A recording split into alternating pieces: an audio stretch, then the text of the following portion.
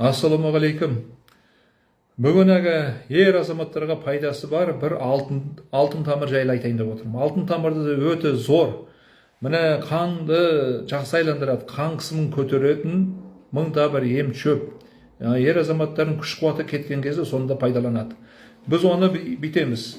200 грамм алтын тамырды алып, 4-5 турап, 1 литр банкаға салып, оның үстіне 1 литр арақты қойып 10 күн ашытамыз. 10 күн ашытамыз. Күнде таңертең тұрғанда чайқап отырамыз. Күнде бір 2-3 минут чайқап қоямыз да көлеңкеге қойып қоямыз. Оны пайдаланғанда алтын тамыр дайын болған кезде үлкен 1 қасық алтын тамыр және үлкен 1 қасық пантакринді араластырып, екеуін күніне 2 уақыт ішеміз, таңертең және кешке. Бұл қасиетті тамыр настой өте мыңда бір ем тегінде. Мына особенно ер жігіттерге. Соны сіздер пайдаланыңыздар, жігіттер. Соны пайдаланып ішсеңіздер, күш қуаттарыңыз көтеріледі, қан қысымы жоғарылып, қандарыңыз жақсы айналады дегенде. Соны пайдаланып ішіңіздер. Ем болсын бәлеріңіз, жігіттер.